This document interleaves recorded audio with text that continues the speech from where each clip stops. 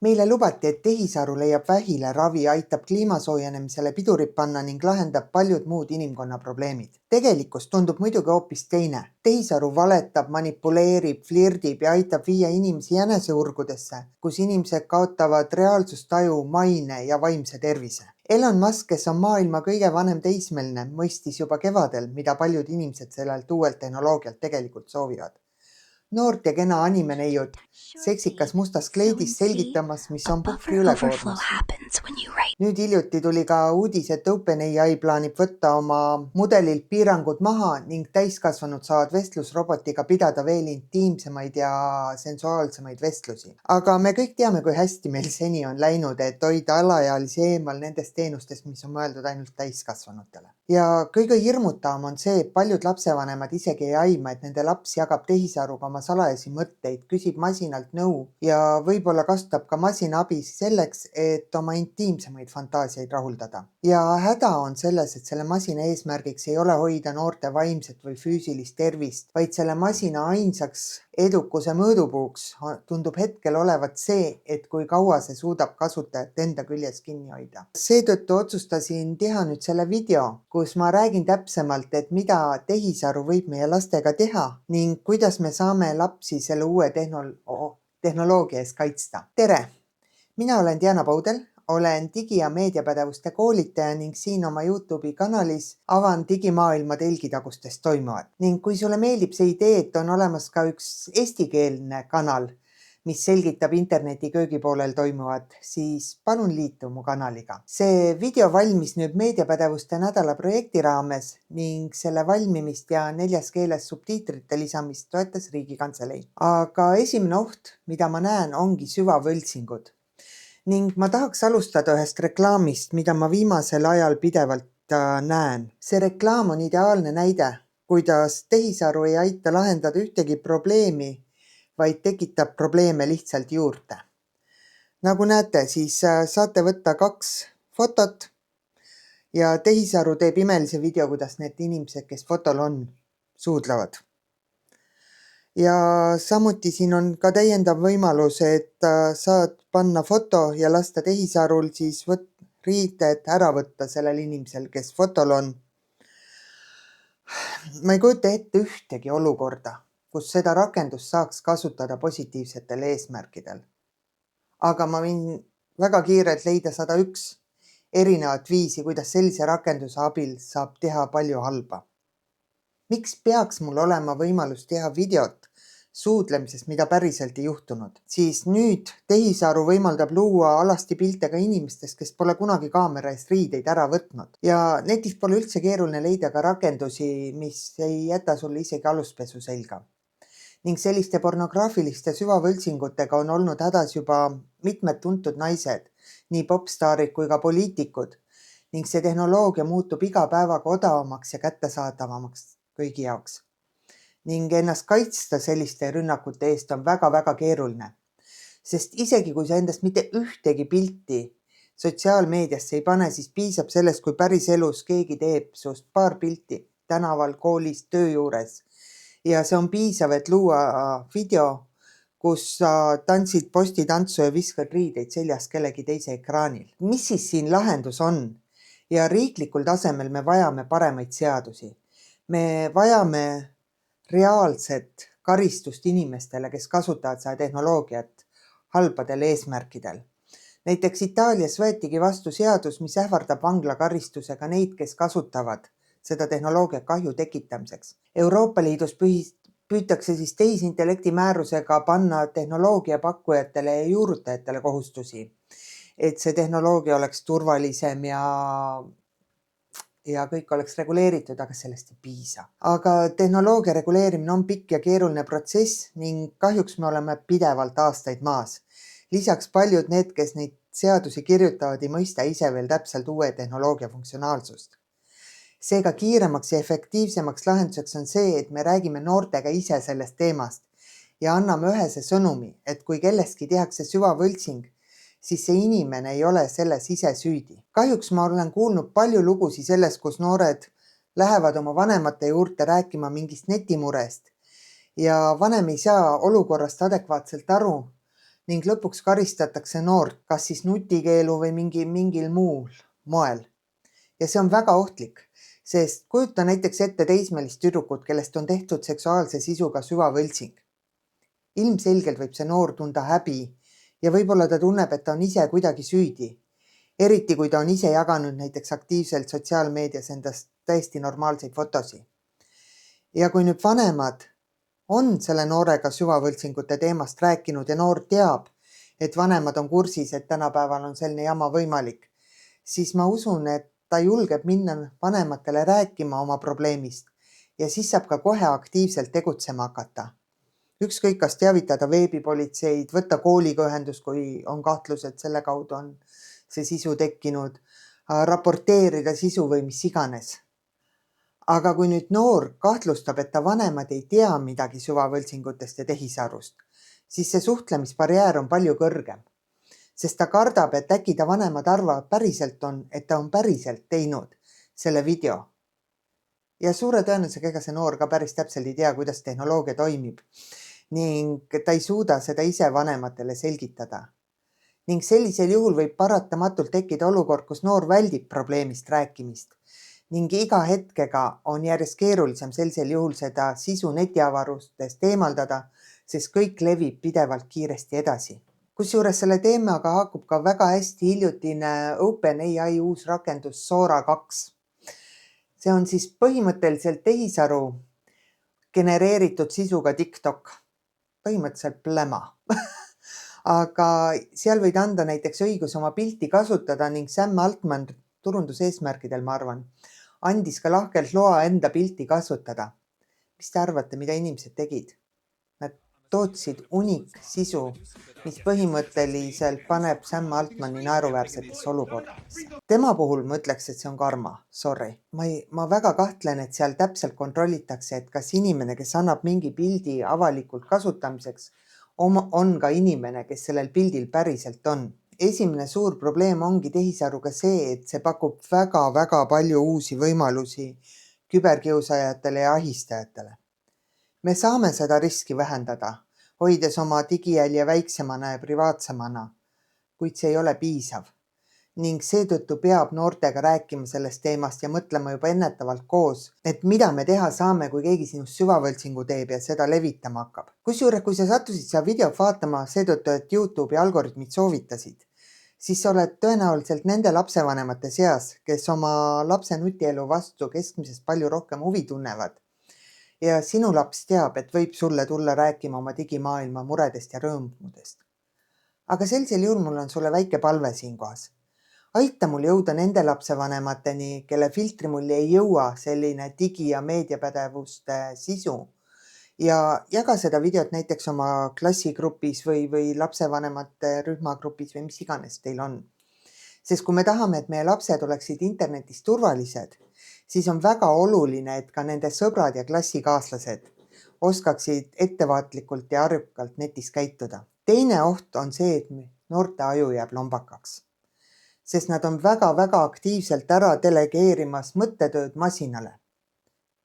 Ja ma saan aru, et esmapilgul võib süvavõltsing tunduda palju kriitilisem ja ohtlikum asi, kuid ma arvan, et pikas perspektiivis võib ajutöö ära delegeerimine kaasa tuua noore jaoks suuremaid väljakutseid ja probleeme.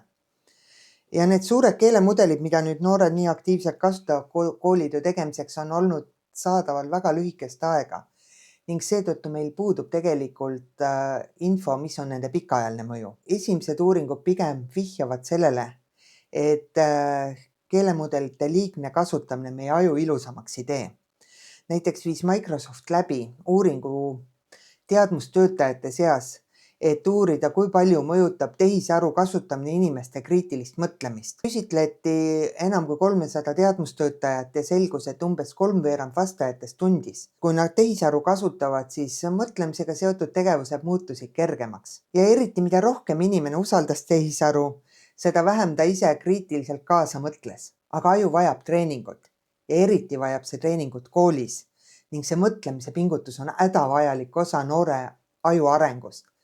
Ning see tehisaru võib tekitada mõistmisillusiooni, kuid see ei aita ajul areneda. Tehti ka uuring, kus mitte-teadlased viisid läbi nii-öelda eksperimendi 52 tudengiga Bostoni piirkonnas ja jagati seltskond 3-ks. Üks grupp siis tegi läbi semestri esseesi tehisaru abiga, teine võis kasutada Google'it ja 3. grupp pidi kasutama oma enda aju ainult. Viimane kord siis vahetati grupid. Ehk siis need, kes kasutasid enne tehisaru, pidid nüüd ilma tööriistata tegema ja need, kes enne tegid ilma tööriistata, võisid kasutada tehisaru. Selgus, et need, kes olid oma aju treeninud läbi semestri, said tehisaruga veel parema tulemuse. Aga need, kes tehisaru kasutasid, siis nemad enam ilma tööriistata ei suutnud eriti head tulemust saada. Samuti ei suudetud meenutada peale töö äraandmist isegi tsitaate või lõike enda tööst, mis ei ole ka hea märk. Muidugi seda uuringut on palju kritiseeritud, väike valim, see avaldati enne eelretsenseerimist ja palju muud. Tegelikult see kriitika on kõik kohane, see ei ole väga hea uuring. Ja seda ei saa kogu populatsioonile laiendada. Et see teadusartiklite avaldamine on veel üks asi, mis nüüd tehisaru tõttu on väga auklikuks lastud. Aga sellest hoolimata ma arvan, et see uuring oli oluline. Ta oli oluline hoiatus. Ma olen otsinud, aga ma ei ole leidnud ühtegi uuringut, mis ütleks, et tehisaru teeb inimesi targemaks. Jah, on uuringud, mis väidavad, et me oleme produktiivsemad, kuigi seal on ka vaieldavad tulemused. Aga suurem produktiivsus ei tähenda tarkust. Ega kooli eesmärk ei ole ju kirjaliku kodutöö mahtu nüüd suurendada, et mida rohkem kirjaliku kodutööd, seda targem õpilane. Vaid see on lihtsalt üks õppemeetod, mis aitab noortel paremini maailma mõista. Mulle tundub, et me peaksime vaatama tehisaru kasutamist 2 skaalal. Üks skaala on siis tehisaru pädevus. Vasakul on siis inimesel väga väike tehisaru pädevus. Ta võib keelemudeleid kasutada, aga ta ei mõista, kuidas see tehnoloogia toimib ja mis on selle tehnoloogia piirangud. Ja siis teise telje otsas on inimene, kes väga hästi mõistab, mida tehisaru suudab, mida tehisaru ei suuda, kuidas tehisarule kirjutada prompte või viipe või kuidas iganes te neid nimetada tahate. Ja siis see teine telg, vertikaalne telg on valdkondlik pädevus. Ja siin võib muidugi sama inimene olla täiesti eri kohtades eri teemadega. Ja tehisarust on väga palju kasu, kui kasutada teda seal üleval paremal. Ehk siis kui inimene teab valdkonnas palju, teab, kuidas tehisaru töötab, siis sellisel juhul võib see tehnoloogia tõesti meie ajule tiivad anda. Kahjuks enamik õpilasi on all vasakus sektoris. Nad ei tea, kuidas tehisaru töötab, nad ei saa aru, kus on nõrgad kohad tehisel tehnoloogial, kus on tugevad kohad ning samuti neil puudub veel valdkondlik pädevus. Ja kui siin kasutada seda tehisaru, siis see on pigem karguks, mis aitab tundmatutel teedel koperdada, kuid see ei aita kasutajal pädevusi suurendada. Ma tean, et paljud lapsevanemad loodavad kooli peale. Et õpetajad selgitavad nüüd noortele, kuidas tehisaru kasutada ning kohendavad kiirelt oma õppematerjale, et noored ei saaks tehisaru enam kodutööde tegemiseks kasutada. Siinkohal lubage öelda, et optimism kaunistab. Ja need lapsevanemad, kes loodavad, et kool suudab lähikuudel ja lähiaastatel need tehisaruga seotud probleemid kõik ära lahendada, on täna eriti kaunid. Aga kui me jätame iroonia kõrvale, siis haridussüsteem on alati inertne. Mõnikord on see hea, et muudatused võtavad aega, mõnikord on see halb, aga nii on. Ja lisaks on õpetajate tase väga erinev. On õpetajaid, kes mõistavad väga hästi, mida tehisaru suudab ja mida ei suuda. Ning need õpetajad kohandavadki juba kiirelt oma õppematerjale, on muutnud metoodikat ja kõike muud. Kuid on ka väga palju õpetajaid, kes alles ise õpivad tundma tehisaru ning nad ei saa täpselt aru, mida tegema peaks. Ja lisaks ärme unustame, et õpetajal on tunnis circa 30 noort, kelle tehisaru kasutuspraktikad võivad olla väga erinevad ning kuidas siis luua ülesannet, mis aitaks areneda sellel noorel, kes tehisaruga 24/7 ühenduses on ja samal ajal oleks tehtav ka sellel noorel, kes püüab oma peaga asju ikka ära teha. See on võimatu ülesanne, kui aus olla. Kas me saame eeldada, et õpetajad suudavad sadu õpilasi juhendada tehisaru kasutamisel, kui lapsevanemad isegi ei tea täpselt, kuidas nende endi laps kasutab tehisaru, mis eesmärkidel, mida räägib ja nii edasi. Kusjuures võid siin täiesti video pausile panna, kui nüüd teema huvitama hakkas ja mine uuri oma lapse käest, et kui palju ja milleks ta siis tehisaru kasutab. Vastus võib sind üllatada.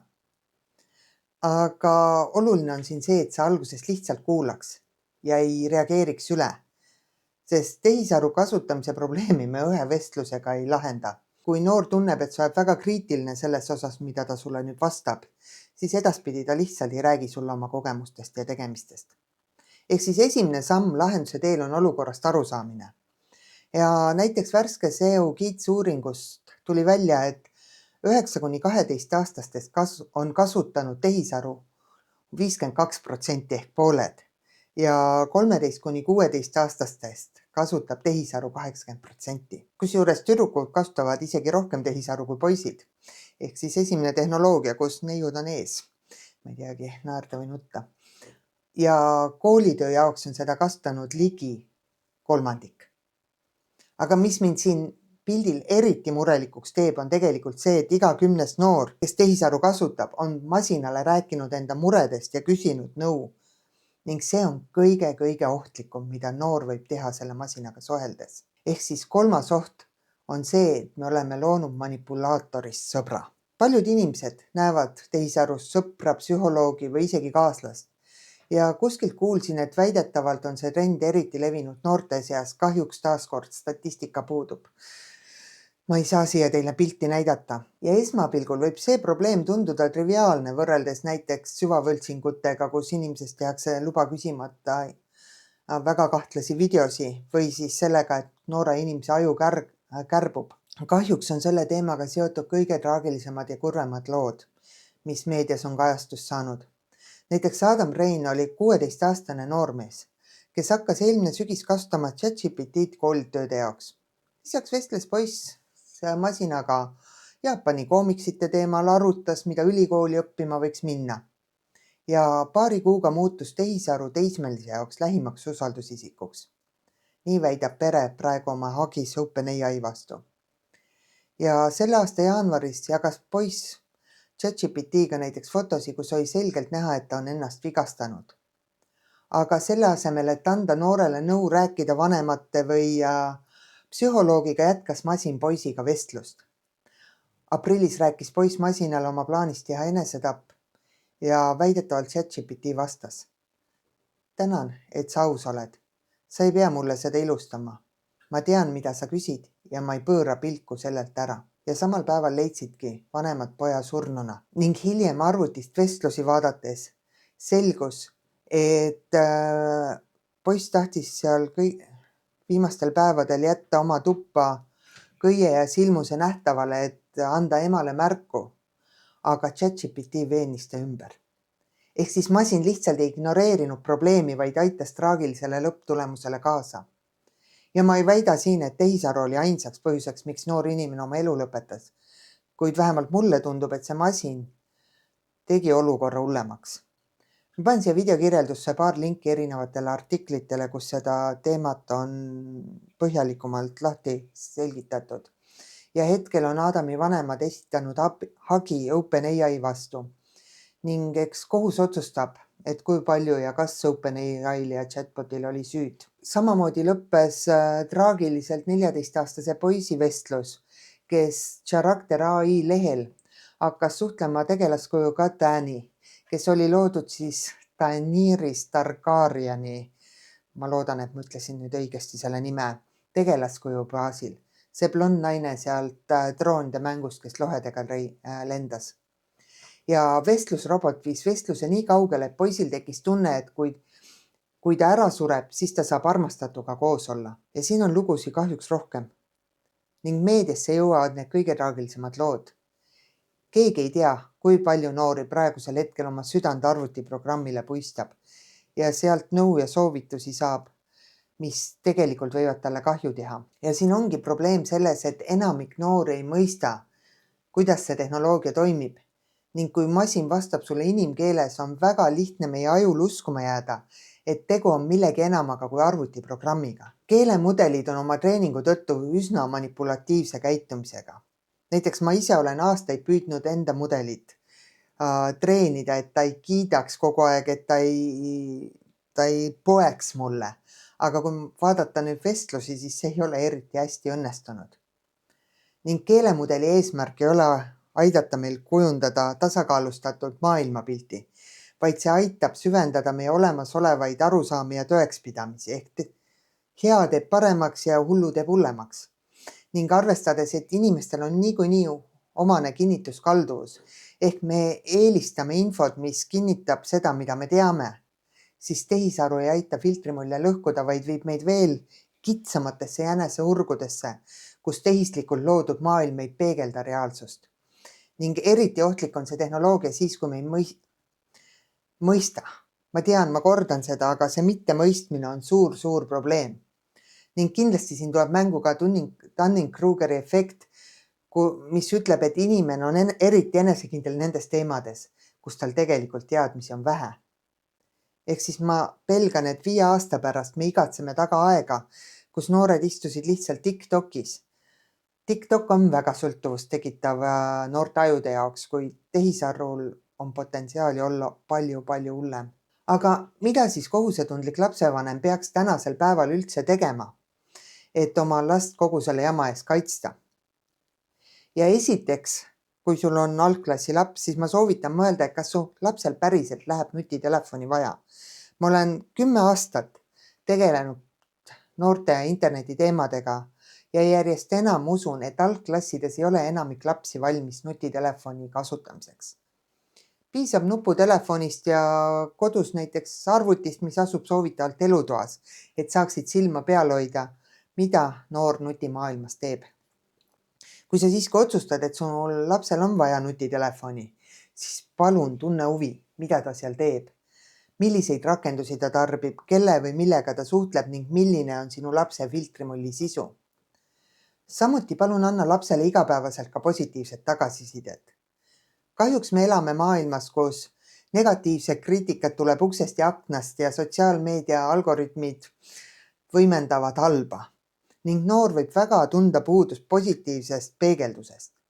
Ning kui ta ei saa seda positiivset tagasisidet oma vanematelt ega õpetajatelt, siis seda ahvatlevam võib talle tunduda suhtlus tehisaruga, mis oskab kiita igas võimalikus ja võimatus olukorras. Ja väga oluline lapsevanema jaoks on ka ennast harida. Sa ei saa kaitsta oma last või lapsi riskide eest, mida sa ei mõista.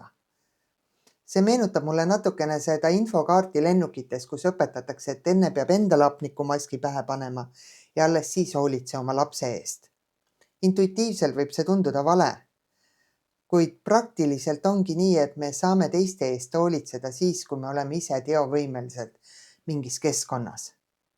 Ja kui sa ei tea, kuidas alustada, siis näiteks tegin suvel valmis 2 tunni pikkuse tehisaru minikursuse, mis annab sulle esmased vajalikud algteadmised. Ning kui sa oled ennast põhitõdedega kurssi viinud, siis on ka juba palju lihtsam iseseisvalt minna täiendavat infot otsima. Ärme unustame, et päeva lõpuks on lapsevanem see, kes vastutab oma laste tegemiste ja arengu ja heaolu eest. Seda ei saa teha õpetajad, sest nemad ei ole need, kes lapsele nutitelefoni annavad ja lubavad kontosid teha kohtadesse, mis pole lastele mõeldud. Ideaalses maailmas võiksid muidugi vastutada ka kõik need suurkorporatsioonid selle eest, et hoiavad alaealised eemalt sellest sisust, mis neile mõeldud ei ole. Kuid kahjuks me ei ela ideaalses maailmas. Ma väga loodan, et see video pani sind mõtlema ja andis julgust juurde, et minna ja uurida oma lapselt, et mida ta täpselt oma nutiseadmes praegu teeb. Ma olen väga tänulik, kui sa paned videole like ja jagad seda oma tuttavate lapsevanematega. Kui sul on täiendavaid küsimusi või mõtteid, mida tahad jagada, siis palun kirjuta need siia kommentaaridesse. Uute kohtumisteni!